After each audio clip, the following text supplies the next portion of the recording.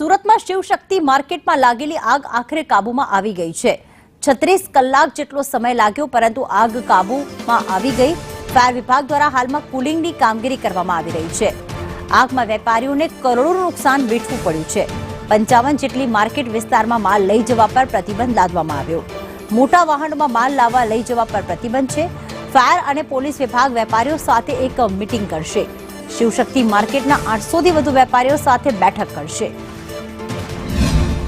સુરતની શિવશક્તિ ટેક્સટાઇલ માર્કેટમાં આખરે 36 કલાક બાદ છે તે આગ કાબૂમાં આવી છે અને તેના ભયાનક દ્રશ્યો પણ બિલ્ડિંગના જોઈ શકાય છે કે બિલ્ડિંગ આખી તોડી નાખવામાં આવી છે। ત્યારબાદ આગને કાબુ મેળવવામાં આવ્યો છે। અત્યારે આ શિવશક્તિ માર્કેટના ભયાનક દ્રશ્યો છે, જ્યાં સતત 36 કલાક સુધી ફાયર વિભાગે મહા મહેનતે પાણીનો મારો ચલાવ્યો હતો અને ત્યારબાદ આગ પર કાબુ મેળવ્યો છે, પરંતુ 800 જેટલી દુકાનની અંદર મોટું નુકસાન થઈ જવા પામ્યું છે। મોટાભાગનો માલ છે તે પાણી અને આગની ચપેટમાં આવી ગયો છે અને આ નુકસાની વેઠવાનો વારો આવ્યો છે। 1000 કરોડથી વધુનું નુકસાન શિવશક્તિ ટેક્સટાઇલના વેપારીઓને થયું છે। ત્યારે જે આગ લાગી હતી તે બેઝમેન્ટની અંદર આગ લાગી હતી અને ત્યારબાદ બીજા દિવસે આગ ભડકી હતી બેઝમેન્ટની અંદરથી જ અને આગ છે તે છેક 6થા માળ સુધી શિવશક્તિ ટેક્સટાઇલ માર્કેટમાં લાગેલી આગ છે તે આખરે 36 કલાક બાદ છે તે કાબૂમાં આવી છે અને અત્યારે ફાયર વિભાગ દ્વારા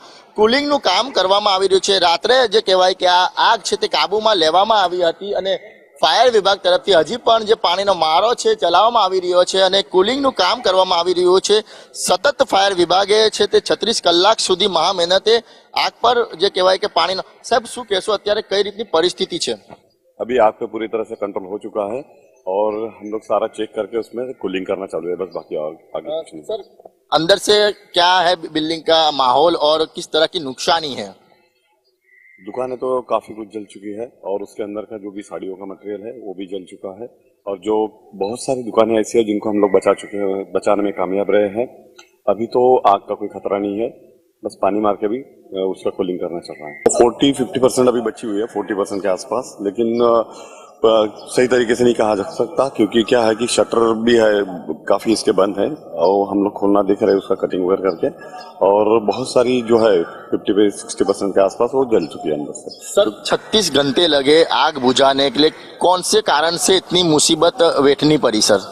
सर, ये सुबह का समय था, सारी दुकानें बंद थी और बंद होने की वजह से सारे दुकानों में लॉक्स लगे हुए थे। हर दुकान को 3-3 लॉक थे, शटर बंद थे, तो डायरेक्ट अंदर में अगर कुछ जल रहा तो पानी नहीं मार सकते थे। इसलिए जहाँ पे ऐसी परिस्थिति आती उनको कट करके खोलने के बाद देखा जा सकता था। दूसरी बात ऐसी आती है कि जो जलने वाला जो मटेरियल है सारा पॉलिस्टर और साड़ियाँ है, तो ये जब जलता है तो उसके बाद में जलने के बाद गर्मी से मेल्ट भी होता है और कंटिन्यू फायर में आगे बढ़ते रहता है। मुख्य बात एवी छे के જ્યારે આપણે આગ બુઝાવવાની કામગીરી ચાલુ કરી અને જે જગ્યાએ આગ હતી ત્યાં ધુમાડો બહાર નીકળવાની જગ્યા કોઈ નહીં હતી, જેના કારણે છે તે જ્યારે પણ અમે એન્ટ્રી કરતા હતા ત્યારે પુષ્કળ પ્રમાણમાં અમને સ્મોક લાગતો હતો અને હીટ લાગતી હતી। બિલ્ડિંગ ઓપરેટર સેટ પહેરીને કામગીરી કરતા હતા અને પાણીનો સતત મારો ચાલુ હતો અને પાણીનો નિકાલ માટેની બાકીની વ્યવસ્થાઓ માટે પણ કરવામાં આવી હતી, પણ હાલમાં જોવા જાય તો દુકાનની અંદર હીટ એટલું બધું હતું કે જેના કારણે અંદર એન્ટ્રી નહીં થઈ શકતા હતા। હવે 36 કલાક બાદ છે તે આ કાબૂમાં આવી છે। મહત્વની વાત એ છે કે ફાયર વિભાગે સતત પાણીનો મારો ચલાવ્યો હતો ત્યારે કેટલીક દુકાનો છે તે બળીને ખાક થઈ ગઈ છે, તેમાં કરોડો રૂપિયાનો માલ મૂક્યો તે પણ ખાક થઈ ગઈ છે। પરંતુ મહત્વની બીજી વાત એ છે કે કેટલી દુકાન છે તે હજી પણ બચાવી લેવામાં આવી છે, એટલે કહેવાય કે 40% વધુ દુકાન છે તેને બચાવી લેવામાં આવી છે અને તેમનો માલ છે તે સહી સલામત હોવાનો ફાયર વિભાગ તરફથી દાવો કરવામાં આવી રહ્યો છે। કેમેરા પર્સન અજીત પટેલ સાથે મનીષ પરમાર, સંદેશ ન્યૂઝ, સુરત।